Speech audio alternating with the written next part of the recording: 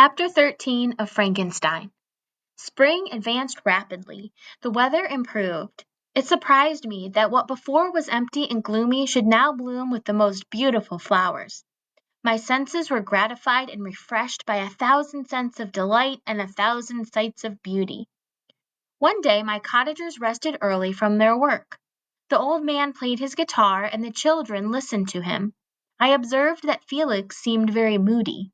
He sighed frequently, and once, when his father paused in his music, and I guessed by his manner that he was asking the cause of his son's sorrow, Felix replied in a cheerful accent, and the old man was beginning his song again when they heard the footsteps of a horse outside. Felix and Agatha went out. There was a lady on horseback. She was dressed in a dark suit, and a thick black veil covered her face. Agatha asked a question, to which the stranger only replied by pronouncing the name of Felix in a sweet accent. Her voice was musical, but unlike that of either of my friends. On hearing this word, Felix came up hastily to the lady. When she saw him, she drew back her veil, and I beheld a face of angelic beauty and expression. Her hair was shining, raven black, and curiously braided. Her eyes were dark but gentle. Her features were attractive. Her complexion was wondrously fair, each cheek tinged with a lovely pink. Felix seemed to be seized with delight when he saw her. Every trace of sorrow vanished from his face. His eyes sparkled and his cheek flushed with pleasure. At that moment I thought him as beautiful as the stranger. She appeared affected by different feelings. Wiping a few tears from her lovely eyes, she held out her hand to Felix. He kissed it and called her, as well as I could distinguish, his sweet Arabian. She did not seem to understand him, but she smiled. He helped her get off her horse, and dismissing her guide, led her into the cottage. Some conversation took place between him and his father, and the young stranger knelt at the old man's feet and would have kissed his hand, but he raised her and embraced her affectionately.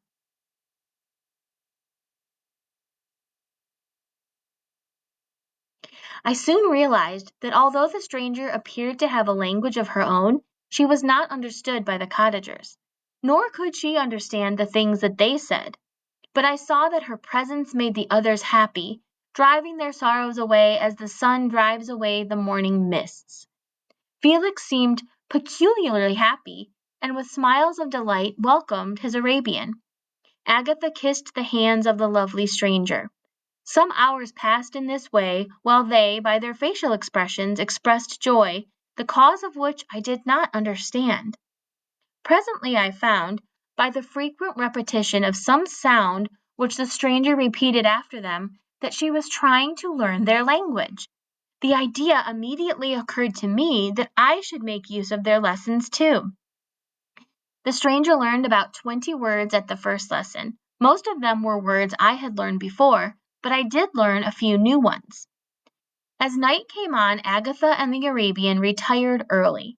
When they separated, Felix kissed the hand of the stranger and said, "Good night, sweet Safie."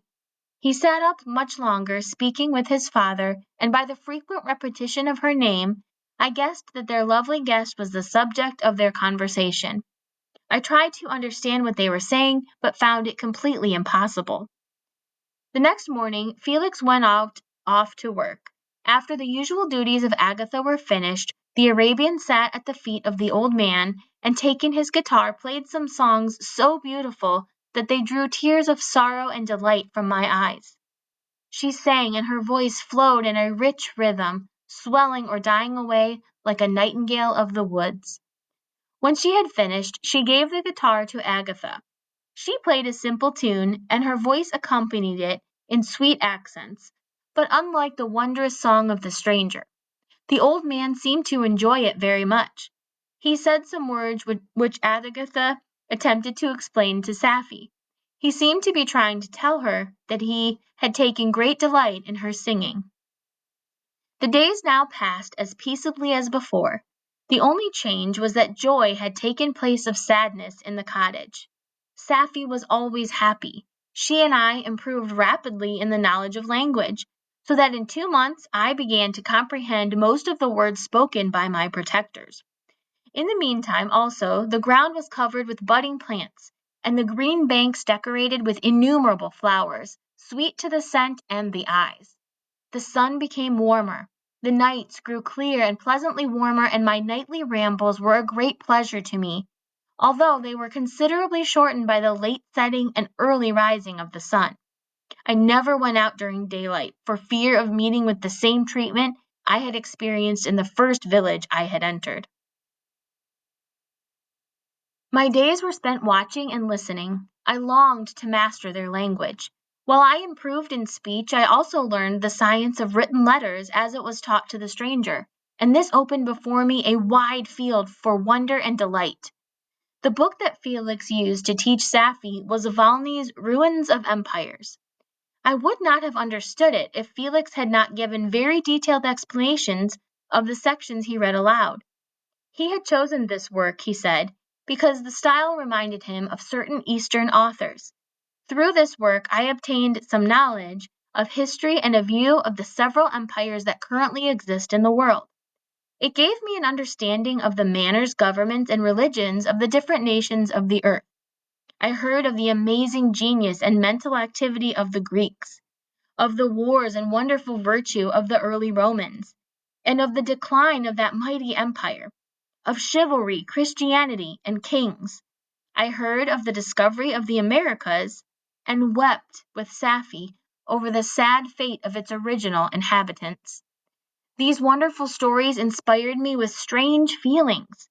It seemed that human beings were powerful, well-behaved, and magnificent, and yet at the same time it seemed that they were often badly behaved. For a long time I could not understand how a man could go forth to murder one of his fellow men, or even why there were laws and governments. When I heard details of crime and bloodshed, I turned away with disgust and loathing. Every conversation of the cottagers opened new wonders to me. While I listened to the lessons Felix gave the Arabian, the strange system of human society was explained to me. I heard of the division of property, of wealth and poverty, of rank, descent, and noble blood. I learned that the possessions most valued by your fellow creatures are an aristocratic name and riches. A man may be respected with only one of these advantages, but without either, he is considered, except in very rare instances, as a vagabond and a slave, doomed to waste his powers for the profits of the chosen few. And what was I? Of my creation and creator, I was absolutely ignorant. I knew, however, that I possessed no money, no friends, no property. I had, besides, a figure hideously deformed and loathsome. I was not even of the same physical nature as the men I observed. I was more coordinated than any of the cottagers and could survive on a coarser diet. I could endure the extremes of heat and cold with less injury to my body. I was much larger and much taller than any of them. When I looked around, I saw and heard of no other beings like me. Was I, then, a monster? Was I a hideous creature from whom all men fled and whom all men disowned?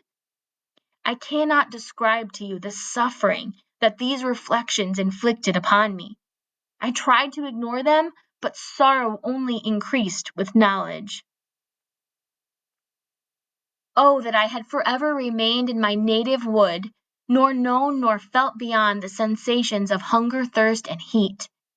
Knowledge is a strange sort of thing. It clings to the mind when it has once seized on it like a moss clinging to a rock. I wished sometimes to shake off all thought and feeling, but I learned that there was only one way to overcome the sensation of pain, and that by dying, an outcome which I feared yet did not understand. I admired virtue and good feelings and loved the gentle manners and amiable qualities of my cottagers, but I was shut out from interaction with them. Oh, what a miserable wretch I was!